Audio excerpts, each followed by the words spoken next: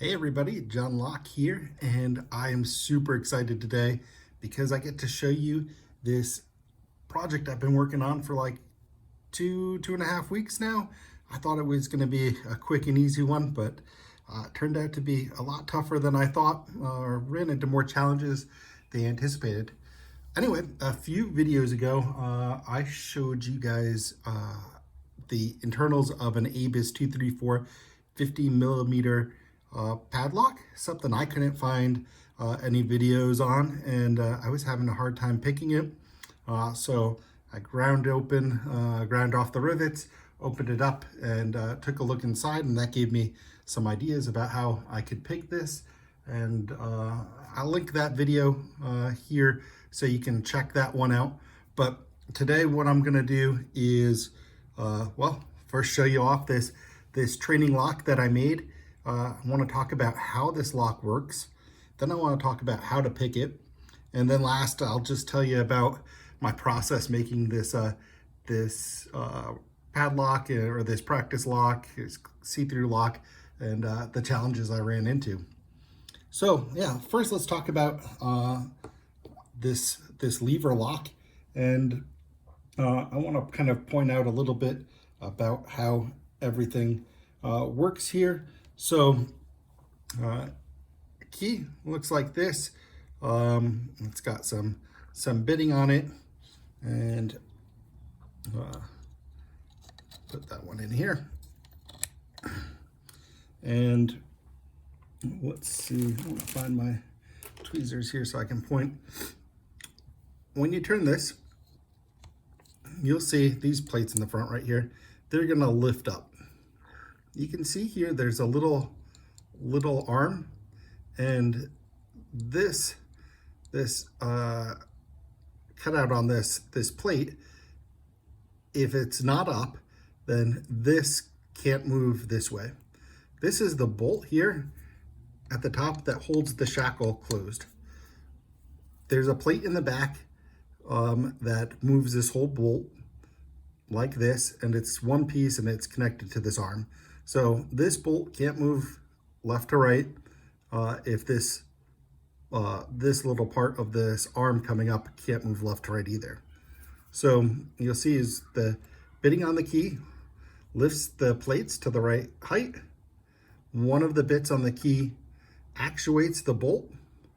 The bolt moves, and we can open it. To lock it, just rotate the other direction. The action's the same, just in the opposite direction, and that's what we've got. So before I ground open this lock, and based on my research on lever locks, I thought that the bolt would be this last plate here, and that the bitting, therefore, on this key, that this bolt right here, or this tooth on the key, would be the one that's actuating this bolt, but it's not.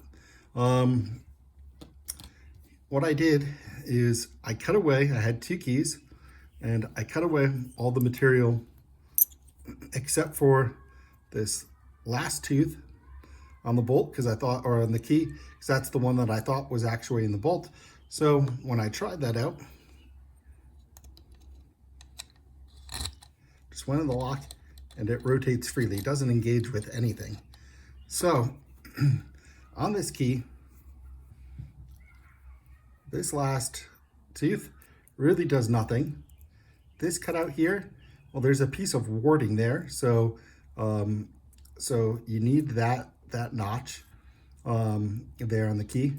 And then it's actually this tooth that actuates the bolt. And then these are two plates right here cut to the same depth. So these are two more teeth, and then this is the third one. So I don't know numbers for this, but let's just say a 1-1-3 cut, or a 3-1-1 cut on this thing. So 3 plates, 1 bolt, and then this is warding, and this just does nothing in the back of the keyway. So ideas on how to pick this. Well, what I do is I still use this tool, and I think it's the right tool for the job. I put it in and I rotate it 120, or I'm sorry, 180. What that allows me to do is if I try to pull out now, I'm stuck on the warding and the key can't come out. So what I do is while pulling out gently, I rotate counterclockwise, and that pulls me up. And now that bit on the tooth is resting on the back of the third plate, and that's the exact height that I need to be able to actuate the bolt. So now if I add tension, I'm actuating the bolt. And I'm gonna just try to get an angle here where I can do tension and still get everything in frame. Okay, so to pick it, I made a pick out of some 1.5 millimeter steel rod. The plates, I measured them, they're 1.7 millimeters thick. So 1.5 is a good thickness. It allows you to hit each plate individually. And to do this, what you kind of have to do is scoop it in at an angle, and you can get it in. All right, let's see if I can get a little better angle for you so you can see what I'm doing here. I might have to come up a little more so my hand's not in the way. Let's see if I can do it like that.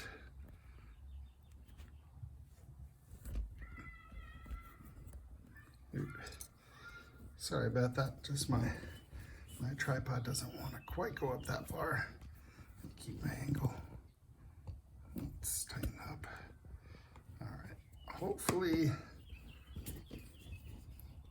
that will work. Let's see if I can do it. Okay, that looks good. So what I'm gonna do here, and now I've got to pick it through the camera, is apply tension, and the same as a pin tumbler lock. So what I'm trying to do is find a plate that when I lift it up is kind of binding against the bolt, and when I lift it, looks like that one, it's gonna rest on the bolt. Got to keep constant tension and got to do pretty hard tension on it. So I'm gonna try lifting, not that one. Okay, got that. 3 is lifted, and then I lifted 1 and 2 at the same time. But you can see now my the plates are all up over this bolt. This will be able to travel freely now, and if I keep rotating, I've got it opened. So a ABUS 234 successfully picked. I'll be able to do this now without a clear front, but I think it gives you a really good idea of how this works and how to pick this style of lever padlock. I think the ABUS 234, they've been around for more than 50 years in Germany, and I think they're cheap to manufacture. They're not high security or anything like that, but very interesting. And like I said, I couldn't find any videos about picking this particular lock, so I thought it was something kind of new out there. So let me tell you a little bit about making this see-through practice lock. So the first part was pretty easy. You know, it had a this is what the front normally looks like, 234 50 millimeter, and you can tell what I did is ground off these rivets on the front, and then this slides right off. The rivets go through a piece of tubing, and they're riveted on both sides. So my original idea was, let me get a punch and I'll punch out the rivet, and then I'll take some screws, machine screws, put them through, and cut a piece of acrylic for the front, and then I'd be all set. Cutting the acrylic, that's pretty straightforward, not too hard. I don't have a lot of good tools for doing that. I used a Dremel. You can see it's pretty rough. I can clean up this shape a little bit more, especially down here at the QA. It just fits for the standard key. For my cutaway key, it's not a problem, but this hole's just a little smaller than what was originally on here. But that was fairly easy to do. Like I said, just used a Dremel to cut the plexiglass.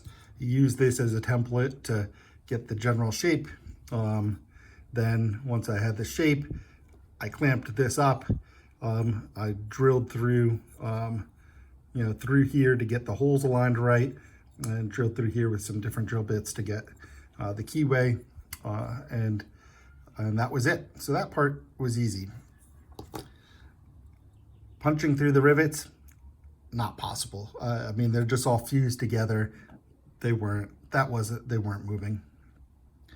Next thing I tried to do is drill out the rivets. And I also, I have a lot of tools here, or not available to me here. And so I was really missing a drill press. So I was using a little hand drill to try to do that. And I had very little success. I got through one, although it wasn't very clean. And I broke, I don't know, 4 drill bits trying to do that, just snapping them. Then I burned up a couple drill bits trying to use the Dremel at high speed. Not a good idea, but I was just desperate to try to get something to work. And so that didn't work. And I don't know why I didn't think of this at the beginning. And what I really just should have done straight from the beginning is I took out these posts that were in here. Let me kind of give you a side view here. Let me, probably better on this one because it's all, you can see it. These posts, well, what I did was I ground off the rivets in the back as well and just took these posts out. Measuring them, they're 5mm diameter. And what I just got was some brass tubing that was 5mm with 1mm thick walls. That put 3mm machine screws, 20mm length was perfect. And that was really it. When I first put on the glass, I did have a little problem with the plates popping out. They weren't really snug up against here. And for that easy solution, put a little washer around the post, make sure that that's all tight to the front, and that's really all it took. I did try soldering these posts in place. That was really with the tools I had available, that was my best shot. That just didn't work either. That's not going to be strong enough to keep anything in place, and I'm not really good at soldering either, so not needed. They stay in place. They can rotate. That's not going to affect anything, although I don't think they rotate under the pressure they're on. Yeah, they don't rotate at all. But even if they did, that wouldn't be a problem for any of the lock mechanisms. So that was basically it. In terms of making the picks, I also used a Dremel to cut out all of this and to burr it. I did try making, you can see a little groove here. I figured, well, that would be perfect. I can place my pick right in this groove and use that kind of to leverage it. Of course, I was being an idiot because going through that area is the post that the key goes through. So yeah, you can access the groove, but you're blocked right here by this post and you need to get down beneath it. So that I wouldn't recommend. If I were to try to do something again, I might try to cut a little groove if it was possible here, and then I could rest my pick. Let's get it back in. Then I could rest my pick right on here in a groove on the tension tool while I was tensioning it, and kind of use that for leverage for my pick, and that's how I find it most comfortable to do it. This side when picking it open, this side when picking it closed. For this, I already said I made these picks out of 1.5 millimeter steel rod. This was actually an axle for an RC car, is how it's sold on Amazon. You could find this stuff on eBay. Amazon, I just wanted it in one day, so that's where I found it, and paid $1 a piece, 5 pieces for this, or €1 a piece. Yeah, not a great price, but was quick. All I did here is bend them using just some pliers, bend them shape, put this bend on as a handle so I can easily go like that. And on this part of the pick, what I did is, if I can get it angled, I just, I don't know if there's any way for you guys to see that. Let's see. Well, I just kind of ground it down a little bit so that it's more like a semicircle rather than a full circle there, and that just makes it easier when you're on the plates to have a little better grip. This is too long. This has to go down about halfway. I mean, it still works, but when I'm in the lock, it's really touching all the way over by this arm, and it really only needs to be up here doing that. And if we look at the key, this bit right here is as high as you could possibly go for the bitting for this key. So you can see that's all extra material on this pick that could be gotten rid of. So I'm gonna shorten that down a little bit. I think that's everything I want to share with you guys today. It was a really fun project. I've got some more of these 234s coming in the mail, just so I can pick one that hasn't been opened, and then I'll feel like I've really picked a 234. But I anticipate no problems. Now I know how this whole lock works, and I look forward to doing that video. I think that's it, guys. Have a great day. Thanks for watching, and I look forward to bringing you another video again soon.